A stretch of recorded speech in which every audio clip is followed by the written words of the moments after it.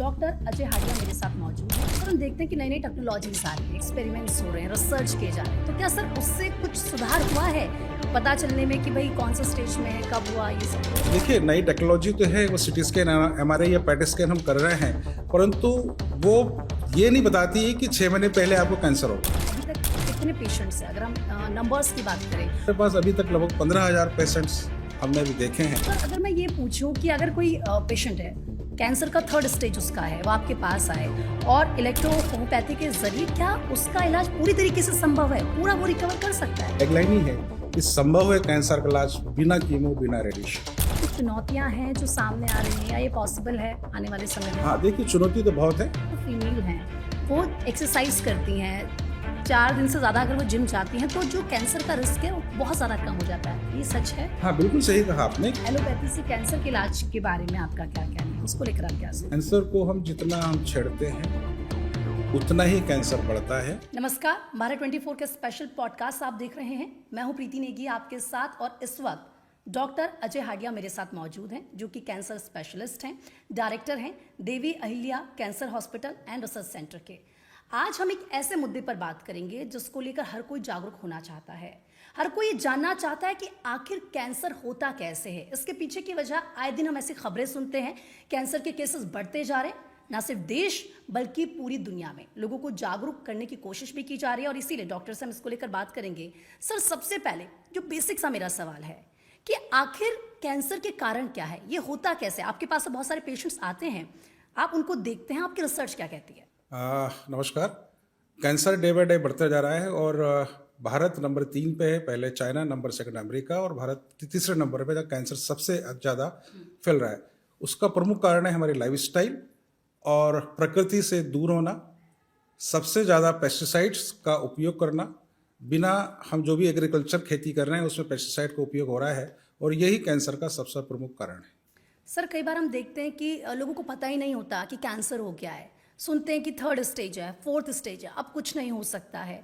Sir, क्या वो challenges होते हैं कि यही नहीं डिटेक्ट हो पाता कि भाई कब कैंसर हो गया, कैसे हो गया, क्या इसमें चुनौतियां होती हैं? देखिए, चुनौती सबसे बड़ी ये है कि कैंसर हमारे शरीर में 6 महीने या साल भर पहले आ चुका होता है, और बंच ऑफ डिसीज होती हैं जो एक कैंसर का कारण बनती हैं, और जब हमें कोई तकलीफ होना स्टार्ट होती है, हमें भूख नहीं लग रही है, इंडाइजेशन हो रहा है, हमें रेक्टम के द्वारा ब्लड आ रहा है, या हमें खांसी के द्वारा ब्लड आ रहा है, या कहीं नोड हो गई है, तो हम जब डॉक्टर पास जाते हैं, ट्रीटमेंट कराते हैं, और नॉर्मल जो जनरल प्रैक्टिशनर जब मेडिसिन देते हैं, एंटीबायोटिक देते हैं, उससे कोई फ़ायदा नहीं होता है, तो डॉक्टर बोलते हैं कि अब आपकी जांच कराना चाहिए।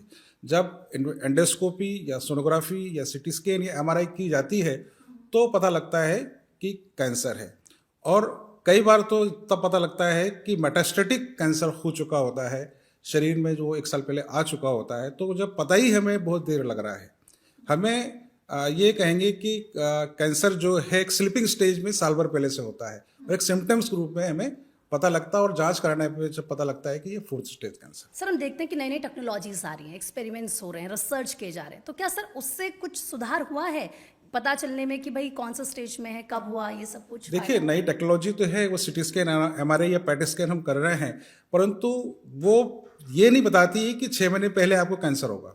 जब कैंसर आ चुका होता है, डायग्नोसिस करते हैं तो पता लगता है कि कैंसर तो साल भर पहले से हमारे शरीर के अंदर है। वो सिम्टम्स के रूप में हमें पता लगा, और हमने जांच कराई तो पता लगा कि उसको कैंसर है। अगर वक्त रहते पता चल जाता या पहले ही जांच करा ली जाती तो शायद वो पहले डिटेक्ट हो जाता। हाँ, कई बार ऐसा होता है कि कुछ चीज़ें हमें, जैसे मैं कहूँ माउथ कैंसर होता है, टंग कैंसर हो रहा है, बकल म्यूकोसा हो रहा है, जिसमें हमें पता लगता है कि एक छाला हो गया है, मुंह माउथ ओपनिंग कम हो गया है, परंतु हम इग्नोर करते हैं, और 2 महीने, 4 महीने, 6 महीने बाद जब प्रॉब्लम बढ़ती है तब हम जांच कराते हैं तो पता लगता है कि 3rd स्टेज कैंसर हो गया, क्योंकि वो लिम्फ नोड्स में आ चुका होता है। यानी कि सर जो हम इग्नोर करते हैं उसी की वजह से इतना ज़्यादा बढ़ जाती है।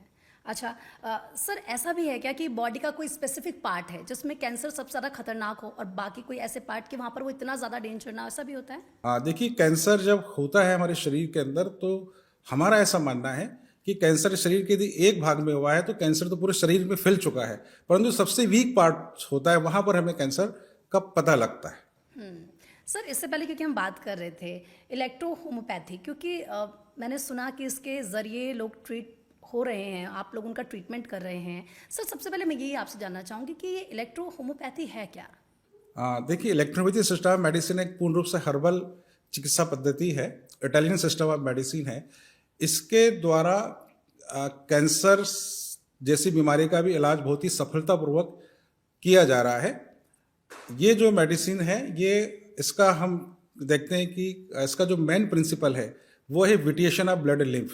ब्लड लिम्फ की इम्प्योरिटीज ही हमारे शरीर की बीमारी को पैदा करती है, और ब्लड यदि नॉर्मल स्थिति में यदि हमारे शरीर में फ्लो होता है तो हम स्वस्थ होते हैं, और ब्लड का फ्लो यदि अप एंड डाउन होता है तो हमें डिसीज होना स्टार्ट होती है। तो इलेक्ट्रोपैथी मेडिसिन जो है ये ब्लड लिम्फ को प्यूरिफाई करती है और कैंसर जैसे घातक बीमारी को भी ठीक करने की क्षमता इसमें है। सर आप ऐसे लोगों को ट्रीट कर रहे हैं, तो अभी तक कितने पेशेंट्स हैं अगर हम नंबर्स की बात करें, और क्या कोई इसका साइंटिफिक रीजन है, वैज्ञानिक आधार भी है इस बात का? हाँ बिल्कुल, देखिए हमारा जो हॉस्पिटल है 2019 से इंदौर में हम लोग चला रहे हैं, और दिल्ली में हमने अभी रोहिणी सेक्टर 17 में स्टार्ट किया है, और हमारे पास अभी तक लगभग 15,000 पेशेंट्स हमने भी देखे हैं, और इसमें से ऐसे हजारों पेशेंट्स हैं जो से हमारे ऑन्कोलॉजिस्ट ने बोल दिया था इनकी लाइफ 1 महीने 2 महीने है, और वो साल भर से भी जिंदा है, 2 साल से भी जिंदा है, 3 साल से भी जिंदा है। तो ये हमारे पास क्लिनिकल एविडेंस भी है कि मेटास्टेटिक कैंसर के मरीज भी इलेक्ट्रोपैथी मेडिसिन से देवली हॉस्पिटल में ठीक हो रहे हैं। वो कितने ज़्यादा क्रिटिकल सिचुएशन में आप पे आते हैं? ऐसा भी होता है कि बहुत ज़्यादा सिचुएशन क्रिटिकल हो चुकी है और उनको लगता है कि अब कहीं इसका इलाज नहीं हो सकता, आपके पास आते हैं तो ट्रीटमेंट मिल जाता है? हाँ देखिए, हमारे पास जो पेशेंट्स आते हैं मैक्सिमम वही पेशेंट्स आते हैं, वो बड़े बड़े कैंसर हॉस्पिटल टाटा और एम्स जैसे अस्पतालों के अंदर वो इलाज ले चुके होते हैं, या ऐसे मरीज आते हैं जो इलाज ट्रीटमेंट के लिए फिजिबल नहीं होते हैं, या ऐसे मरीज आते हैं कि उनको पता है कि कीमोथेरेपी और रेडिएशन से कभी भी कैंसर क्योर नहीं होता है, कैंसर ठीक नहीं होता है, कैंसर वापस रिकरेंस होता है। तो ऐसे मरीज हमारे पास में आते हैं, हम उनका ट्रीटमेंट करते हैं, और हमारे पास ऐसे एविडेंस हैं जिस पर हम कहेंगे कि मेटास्टेटिक कैंसर जैसे लीवर कैंसर है, पेनक्रेटिक कैंसर है, लंग कैंसर है, ये पूर्ण रूप से क्योर्ड है। सर क्योंकि आपने बात की कीमो की, हम देखते हैं कि उसके बहुत सारे साइड इफ़ेक्ट्स होते हैं, पेन भी बहुत ज़्यादा पेशेंट को होता है। अगर कोई कीमो से जूझ रहा है, उसका ट्रीटमेंट अगर चल रहा है और वो आपके पास आए, इलेक्ट्रो होम्योपैथी की जब हम बात करते हैं तो क्या उसके ज़रिए जो उसकी बीमारी है उसे कम किया जा सकता है, या उसका पेन जो है उसे कम किया जा सकता है, या कुल मिला के कहीं जो साइड इफ़ेक्ट है वो कम हो जाते हैं इससे?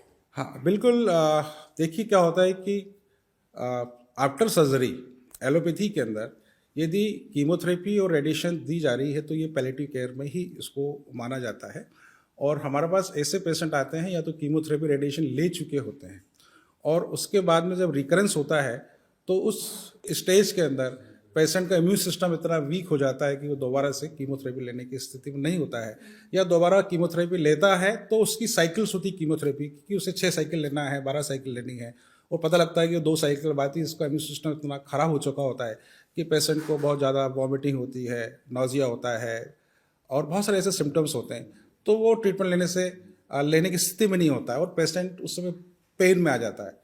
तो हमारे हॉस्पिटल में ऐसे मरीज आते हैं, उन मरीज को हम 7 डेज अपने यहाँ हॉस्पिटलाइज रखते हैं, और हमारा मेन जो देवलिया हॉस्पिटल जो प्रसिद्ध है वो पेन के लिए ज़्यादा है कि हम पेशेंट्स के पेन को कुछ ही घंटों के अंदर हम कंट्रोल करना स्टार्ट करते हैं, और 7 डेज के अंदर हम देखते हैं कि पेशेंट को 60, 70, 80% तक अपने पेन में वो रिलीफ पाता है, और जब पेन में रिलीफ होता है तो वो खाना भी खाने लगता है, उसकी वीकनेस भी खत्म होती है, और उसमें दोबारा से जीने की इच्छा फिर से बढ़ जाती है। ये वाकई मतलब बहुत ही बड़ी बात है अगर ऐसा हो रहा है और पेशेंट इस तरीके से ट्रीट हो रहे हैं। सर अगर मैं ये पूछूं कि अगर कोई पेशेंट है, कैंसर का 3rd स्टेज उसका है, वो आपके पास आए और इलेक्ट्रो होम्योपैथी के जरिए क्या उसका इलाज पूरी तरीके से संभव है, पूरा वो रिकवर कर सकता है? हाँ बिल्कुल, हमारा जो एक टैगलाइन ही है कि संभव है कैंसर का इलाज बिना कीमो बिना रेडिएशन।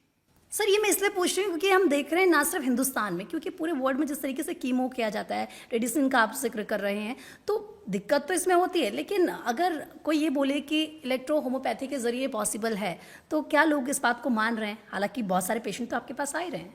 हाँ बिल्कुल मान रहे हैं, और हमारे पास ऐसे भी पेशेंट है जो मेटास्टेटिक के क्योर्ड हुए हैं, और वो मरीज 4 साल से बढ़िया है, 5 साल से बढ़िया है, और वही हमारे पेशेंट्स अन्य उनके रिश्तेदारों को या किसी परिचित को यदि कैंसर हो रहा है तो हमारे यहाँ वो रिफ़र भी कर रहे हैं। तो इस प्रकार से डे बाय डे हमारा जो ट्रीटमेंट है वो पॉपुलर होता जा रहा है, और हमारे पास इवन विदेशों से भी मरीज हमारे ट्रीटमेंट लेने आ रहे हैं। ऑस्ट्रेलिया से पेशेंट आए हैं, यूके लंदन से पेशेंट आए हैं, नेपाल से पेशेंट आए हैं। और मुझे बताते हुए खुशी होती है कि एक पेशेंट हमारे पास लंदन से आए थे और उन्हें बोला था कि आपकी लाइफ 3 महीने ही बची हुई है, और वो व्यक्ति अभी लगभग 1 साल 4 महीने हो गए हैं और वो पूर्ण रूप से बढ़िया है। डिसीज़ भी उनकी 90% क्योर हो चुकी है। वाह सर, मतलब ये तो वाकई बहुत बड़ी बात है। इसको मैजिक ही हम कह सकते हैं कि अगर इस तरीके से पेशेंट ट्रीट हो रहे हैं। अच्छा सर, क्योंकि जो पारंपरिक चिकित्सा पद्धति है उससे भी इसकी तुलना की जा रही है, इलेक्ट्रो जो होम्योपैथी है, कैसे मतलब? आप देखिए क्या होता है कि पारंपरिक चिकित्सा पद्धति मैं कहूँ जो नेचर से जुड़ी हुई चिकित्सा पद्धतियाँ, जैसे आयुर्वेद है, होम्योपैथी है, यूनानी है, इलेक्ट्रोहोम्योपैथी, ये सब प्रकृति से जुड़ी हुई चिकित्सा पद्धति हैं। परंतु मैं कहूँगा कि जैसे आयुर्वेद है या यूनानी है, उनके अंदर भी जो मेटल्स का इस्तेमाल किया जाता है, केमिकल का इस्तेमाल किया जाता है, प्लांट का इस्तेमाल तो होता है, परंतु इलेक्ट्रोपैथी सिस्टम मेडिसिन में एक्सक्लूसिवली केवल 115 प्लांट का एक्सट्रैक्ट ही होता है और उसी से ही हम कैंसर जैसी बीमारी का हम ट्रीटमेंट करते हैं। और कैंसर के अलावा अन्य जो लाइफस्टाइल डिसीज है उसका भी हम ट्रीटमेंट करते हैं। सर, आपको लगता है कि जो इलेक्ट्रो होम्योपैथी है और जिस तरीके से आप लोगों का इलाज इससे कर रहे हैं कि भविष्य में कैंसर के इलाज का एक मेन हिस्सा बन सकता है, मुख्य हिस्सा बन सकता है? बिल्कुल बन सकता है। और मैं हमेशा कई जगह पे बोल चुका हूँ कि एलोपैथी के बाद में एक इलेक्ट्रोपैथी सिस्टम ऑफ मेडिसिन है जो एलोपैथी के पैरेलल साथ काम कर सकती है, और आने वाले फ्यूचर के अंदर एलोपैथी के पैरेलल यदि कोई सिस्टम खड़ा हो सकता है तो वो इलेक्ट्रो होम्योपैथी है। उसका मुख्य कारण ये है कि जैसे हम कहते हैं कि एलोपैथी के अंदर पेशेंट को एडमिट करके इलाज किया जाता है और इसलिए ऐसा माना जाता है कि एलोपैथी में हम इंजेक्शन लगाएंगे पेशेंट को तुरंत आराम होगा। तो इलेक्ट्रोपैथी सिस्टम ऑफ मेडिसिन में भी हमारा जो ट्रीटमेंट है वो तुरंत इफेक्टिव होता है और कुछ ही समय के अंदर हम पेशेंट को 10 मिनट, 15 मिनट, आधे घंटे में रिलीफ देना स्टार्ट करते हैं। मैं एक एग्जांपल दूं कि एक पेशेंट को ब्लड प्रेशर है और वो यदि एलोपैथी के अंदर यदि वो कोई मेडिसिन लेता है, उसको ब्लड प्रेशर कम होने में उसको आधा घंटा लगेगा और हमारी मेडिसिन उस ब्लड प्रेशर को 15 से 20 मिनट के अंदर कम कर देगी। तो एलोपैथी से ज़्यादा फास्ट इलेक्ट्रोपैथी सिस्टम मेडिसिन।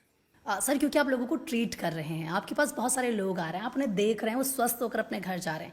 लेकिन अगर मैं ग्लोबली इसकी पहचान की बात करूं, वैश्विक मान्यता मिलने की इसकी बात करूं, तो आपको लगता है कि अभी भी कुछ चुनौतियां हैं जो सामने आ रही हैं, या ये पॉसिबल है आने वाले समय में? हाँ, देखिए चुनौती तो बहुत है, क्योंकि हम देखते हैं कि आज पूरी दुनिया में एलोपैथी का ही बोलबाला है और WHO से हर कहीं एलोपैथी को ही बढ़ावा दिया जा रहा है। परंतु भारतीय चिकित्सा पद्धति, नेचुरोपैथी, इलेक्ट्रोपैथी, आयुर्वेद अभी भी दुनिया के अंदर बहुत पीछे खड़े हुए हैं। क्योंकि इलेक्ट्रोपैथी इटालियन सिस्टम मेडिसिन है, इसको पूरी दुनिया में स्पेजरिक मेडिसिन के रूप में इसको जाना जा रहा है। हमारे देश में लगभग 140 साल से इलेक्ट्रोपैथी काम कर रही है और मुझे बताते हुए ये भी खुशी होगी कि जब 1865 में जब इसका इन्वेंशन हुआ और 1890 के अंदर इसको ब्रॉम्पटन हॉस्पिटल लंदन के अंदर उसका क्लिनिकल ट्रायल हुआ और कैंसर जैसी घातक बीमारी उस समय भी थी और उस समय ये देखा गया था कि ऐसे पेशेंट हैं जो जिनके 2-2, 3-3 ऑपरेशन सर्जरी हो चुकी है, उसके बाद में इलेक्ट्रोपैथी द्वारा उसका ट्रीटमेंट लिया गया और वो क्योर्ड हुए। तो इसका पूरा श्रेय हमारे जो फाउंडर हैं डॉक्टर काउंसल जरमेटी, उन्हें जाता है कि उन्होंने ऐसी चिकित्सा पद्धति को जन्म दिया। सर, लगता है वो समय अब आ गया है कि वर्ल्ड वाइड इसको पहचान मिलनी चाहिए? हाँ, बिल्कुल वो समय आ गया है और ऐसा मेरा भी मानना है कि आने वाले 5 सालों में इलेक्ट्रोपैथी भारत देश के हर कैंसर हॉस्पिटल में इसको स्थान मिलेगा। बिल्कुल, हम भी चाहते हैं कि इसको स्थान मिले। अगर इस तरीके से, जाहिर सी बात है, हर किसी को इलाज चाहिए, कोई दर्द है तो चाहता है भी उसका समाधान हो। सर, अगर मैं एक बहुत नॉर्मल सी बात पूछूं आपसे, क्योंकि कैंसर के जो मरीज हैं उनके केसेस लगातार बढ़ रहे हैं, आपके पास तो हर दिन ऐसे केसेस आते हैं। सर, कौन सी वो बातें हैं जिन पर ध्यान देना चाहिए आम आदमी? क्योंकि अगर कोई घर में बैठा है, वो हमारा ये पॉडकास्ट देख रहा है, उसको भी लगेगा कि यार कहीं मेरे अंदर तो सिम्टम्स नहीं है, तो वो कौन सी बातें हैं जिनको ध्यान देनी चाहिए, कैसे डिटेक्ट करें? देखिए, ध्यान देने वाली यही बात है कि हमारे शरीर में यदि कोई भी सिम्टम्स के रूप में कोई बीमारी ऐसा लगता है, कोई संभावना होती है, तो उसे तुरंत अपने जो डॉक्टर को उसे दिखाना चाहिए। मैं एक फीमेल की बात करूं कि यदि फीमेल हैं, उनको इरेगुलर मेंसेस उनका होता है, यदि ब्रेस्ट के अंदर कुछ उनको पेन जैसा लगता है, कहीं नोट जैसी लगती है, तो उन्हें तुरंत अपने डॉक्टर को दिखाना चाहिए और उसका तुरंत यदि लेकिन सर ऐसे बातें भी बताई जाती है, जागरूक भी किया जाता है, क्योंकि आजकल तो हर तरफ बकायदा एड्स चला के जागरूकता का काम किया जा रहा है कि अवेयर हों लोग, लेकिन उसके बावजूद भी हम देखते हैं कि ऐसे केसेस सामने आ जाते हैं। फिर उसके पीछे क्या वजह है कि क्या पता होने के बावजूद भी लोग ध्यान नहीं दे रहे हैं? देखिए, एक तो कैंसर होने के नोन और अननोन कारण है। नोन कारण हम जानते हैं कि cancer tobacco chewing habit, smoking और अल्कोहल का इस्तेमाल करने से, जंक फूड खाने से कैंसर हो रहा है। इसको यदि हम छोड़ दें तो हम 70-80% तो कैंसर को यूं ही हरा सकते हैं, परंतु ये हमारी एक लाइफस्टाइल का एक हमारा एक पार्ट हो गया है जिसे हम छोड़ना नहीं चाहते हैं, इसलिए ही कैंसर बढ़ता जा रहा है। सर आजकल हम देखते हैं कि जो हमारा लाइफस्टाइल है वो पूरी तरीके से बदल चुका है, तो क्या ये भी पॉसिबल है कि नेचुरल तरीके से हम कैंसर को ट्रीट कर सके? क्या हमारा डाइट होना चाहिए, क्या हमारा लाइफस्टाइल होना चाहिए? हाँ, बिल्कुल आपने सही कहा कि हम कैंसर को ठीक कर सकते हैं। उसमें डाइट का सबसे बड़ा एक रोल होता है। हम ये देखते हैं कि जब पेशेंट एलोपैथी के अंदर सर्जरी पे जाता है, कीमोथेरेपी जाता है, तो हमारे ऑन्कोलॉजिस्ट बोलते हैं कि आप हाई प्रोटीन डाइट लीजिए, रिच डाइट लीजिए। उन्हें बोला जाता है कि आप पनीर खाइए, आप नॉनवेज खाइए, आप अंडा खाइए, आप ड्राई फ्रूट्स खाइए। और नेचुरली वो इसलिए खाने का बोलते हैं कि सर्जरी एक बड़ी सर्जरी इसके अंदर होती है, आसपास के लिम्फ नोड्स निकाल दिए जाते हैं, तो उसके लिए हमें ब्लड लॉस होता है, तो हमें हाई प्रोटीन डाइट की आवश्यकता होती है। कीमोथेरेपी हम ले रहे हैं तो हमारे ब्लड सेल्स जल रहे हैं, जले नॉर्मल सेल्स हमारे वहाँ से बर्न हो रहे हैं, तो हमें हाई प्रोटीन डाइट लेना होती है। जबकि हाई प्रोटीन जो होता है वो कैंसर सेल्स का न्यूट्रिशन होता है, उसका भोजन होता है। तो इसलिए भी कीमोथेरेपी से के बाद भी, ऑपरेशन के बाद भी कैंसर सेल्स को यदि उसका भोजन मिल रहा है, न्यूट्रिशन मिल रहा है, तो कैंसर कभी भी ठीक नहीं होता है। और सर मुझे लगता है कि आपने कहा हाई प्रोटीन डाइट, और हम देखते हैं कि अगर हम इंडियन फूड स्टाइल की बात करें तो कहीं ना कहीं प्रोटीन की कमी होती है, खासतौर पर जो महिलाएं होती हैं उनकी जो डाइट होती है उसमें प्रोटीन नहीं होता, कार्बोहाइड्रेट ज़्यादा होता है। सर ये भी कहते हैं कि अगर, क्योंकि मैं भी कई वीडियोस देख रही थी, उसमें कहते हैं कि अगर खासतौर पर जो फीमेल हैं वो एक्सरसाइज करती हैं, 4 दिन से ज़्यादा अगर वो जिम जाती हैं, तो जो कैंसर का रिस्क है वो बहुत ज़्यादा कम हो जाता है। ये सच है? हाँ, बिल्कुल सही कहा आपने कि देखिए, हम यदि फिजिकल एक्टिविटीज़ हमारी बनी रहेगी तो हम कैंसर को हरा सकते हैं। दूसरी बात मैं ये बात कहूँगा कि इंटरमिटेंट फास्टिंग हम जो करते हैं, हम जो हमारे खाने का जो दिनचर्या होती है, हम ये होते हैं कि हम सुबह 9 बजे खाना चालू करते हैं, रात को 11 बजे हम डिनर लेते हैं, जबकि ये यही सबसे बड़ा कैंसर के कारण है। ये कैंसर ही नहीं, सैकड़ों बीमारियों का कारण है।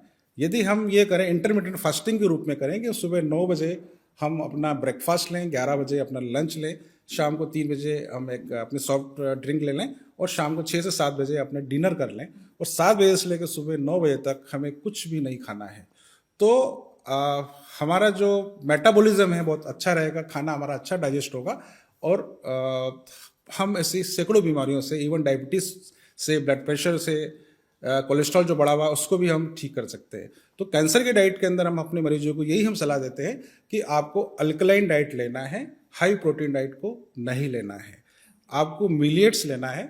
हमारे प्रधानमंत्री जी ने अभी इसे एक नया वर्ड दिया है कि वो मिलिएट का इस्तेमाल करें, श्री फूड हमने कहा है, श्री फूड के रूप में हमने कहा है इसे। तो बाजरा है, ज्वार है, रागी है, कोदो है। इसके अलावा हम जो फास्टिंग में, उपवास में हम जो खाना खाते हैं, राजगिरे का आटा है, मोरधन है, और ग्रीन वेजिटेबल्स हैं, इनका सेवन, लिविंग फ्रूट्स हैं। इसका यदि हम अपना सेवन करेंगे तो हम कैंसर को 100% हम मात दे सकते हैं। और सर मैं तो पहाड़ों से हूँ और वहाँ पर तो हम यही खा के बड़े हुए हैं, खुदे का आटा, झंगूरे का चावल, जो सारी चीज़ें होती हैं, तो जाहिर सी बात है इसको मैं समझ भी सकती हूँ। सर एक बहुत ही इंपॉर्टेंट सवाल मैं आपसे पूछूंगी, क्योंकि बिना कीमो और बिना रेडिएशन कैंसर का इलाज संभव है। आपने बताया आप लोगों को ट्रीट भी कर रहे हैं और बहुत बड़ा नंबर ये है, लेकिन सर कभी क्या ऐसा होता है कि कोई मरीज़ आया और आप उसे बचा नहीं पाए, तो ऐसे में हॉस्पिटल की छवि पर सवाल खड़े हो जाते हैं, डॉक्टर्स पे सीधा सीधा सवाल खड़े हो जाते हैं, तो आपको नहीं लगता कि ये गलत है या फिर ऐसा नहीं होना चाहिए? मैं ये आपको बताना चाहूँगा कि मेरे अस्पताल का यदि आप विजिट करें, मेरे अस्पताल में यदि 30 पेशेंट एडमिट हैं, तो मेरे अस्पताल में आपको एक भी मरीज दर्द से तड़पता हुआ नहीं मिलेगा। आप यदि अन्य किसी भी कैंसर हॉस्पिटल का दौरा करेंगे तो आपको वहाँ पे लोग बहुत परेशान मिलेंगे, बहुत दुखी मिलेंगे, दर्द से तड़पते मिलेंगे, और हमारे अस्पताल में एक भी मरीज नहीं मिलेगा। उसका कारण ये है कि हम जो इलेक्ट्रोपैथी ट्रीटमेंट कर रहे हैं उसमें कुछ ही समय में पेशेंट को रिलीफ मिलना स्टार्ट होता है और 2 घंटे 4 घंटे से 24 घंटे और 72 घंटे में पेशेंट उस पेन से बाहर आ जाता है। तो यही कारण है कि हमारे यहाँ ऐसी कभी भी स्थिति पैदा नहीं होती। हालांकि सर हम देखते हैं कई केसेस ऐसे आ जाते हैं और जाहिर सी बात है कि ऐसे सिचुएशंस पे आ जाती हैं तो सवाल कई खड़े हो जाते हैं, इसीलिए मैंने आपसे सवाल भी पूछा। सर एलोपैथी को लेकर भी मैं बात करना चाहूँगी कि एलोपैथी से कैंसर के इलाज के बारे में आपका क्या कहना है, उसको लेकर आप क्या सोचते हैं? मेरा तो ये मानना है कि कैंसर को हम जितना हम छेड़ते हैं उतना ही कैंसर बढ़ता है। सर्जरी तक तो एक बार मानना सही है कि एक बार आपने अपने प्राइमरी स्टेज में सर्जरी कर दी है, परंतु आप यदि कीमोथेरेपी दे रहे हैं, रेडिएशन दे रहे हैं, तो मरीज जो है वो कैंसर से नहीं मर रहा है, वो कैंसर के ट्रीटमेंट से मर रहा है। क्योंकि कीमोथेरेपी, रेडिएशन इतना शरीर के अंदर जहर डाल देते हैं कि उसके बाद से उस पेशेंट का दोबारा से बाहर आना बहुत मुश्किल होता है। और हम देखते हैं कि 50% जो केसेस हैं, WHO की रिपोर्ट है, भारत सरकार की रिपोर्ट है कि भारत सरकार सरकार ने रिपोर्ट दी है कि 17 से 18 लाख कैंसर के मरीज हर साल हो रहे हैं और उसमें से 50 to 60% जो पेशेंट है वो ट्रीटमेंट के दौरान ही एक्सपायर कर जाते हैं। और वाकई क्योंकि और सर बहुत कॉस्टली भी होता है कैंसर का ट्रीटमेंट, हम देखते हैं। और एक तरफ लोग इतना ज़्यादा उसमें पैसे भी लगा देते हैं, अपना सब कुछ साइड रखकर। हर कोई ये सोचता है कि भाई हमारा जो इंसान है वो ठीक हो जाए, लेकिन उसके बावजूद ऐसी तस्वीरें आती हैं तो वो दुखद होती हैं काफ़ी। सर जो हमारे दर्शक इस वक्त हमें देख रहे हैं, क्योंकि अगर मानिए किसी को कैंसर है या कोई किसी के दिल और जहन में कोई सवाल है तो वो ये सोचता है कि सही फैसला कैसे लें, वो क्या फैसला होना चाहिए, इसको लेकर आप उन्हें क्या एडवाइस देखिए, कैंसर एक बहुत बड़ी इंडस्ट्री है और जिसके अंदर हम देखते हैं कि जिसके पास जितना पैसा होगा वो उतना पैसा इस बीमारी के अंदर लगाता है। ऐसे ही पेशेंट हमारे पास में आते हैं जो 1 करोड़ रुपए अपना जमीन बेच के, अपना घर बेच के, अपनी दुकान बेच के और वो उस कैंसर की बीमारी में लगा देते हैं। ऐसे भी अभी इम्यूनोथेरेपी के नाम पे लोगों को बोला जाता है कि इम्यूनोथेरेपी आप लीजिए। अब इम्यूनोथेरेपी में 3-3 लाख रुपए के इंजेक्शन आ रहे हैं, 6-6 लाख रुपए के इंजेक्शन आ रहे हैं और उस पेशेंट को 18 इंजेक्शन लगाने को बोल दिया, 20 इंजेक्शन लगाने को बोल दिया। तो करोड़ों रुपए उसने इंजेक्शन में खर्च कर दिए, परंतु मरीज को 1% में आराम नहीं हुआ और बच नहीं पाए। तो इम्यूनोथेरेपी चली। इम्यूनोथेरेपी ये है कि हमारे ब्लड को निकाल के वापस से प्रोसेस करके वापस डालना, और उसके भी 1% रिजल्ट नहीं है।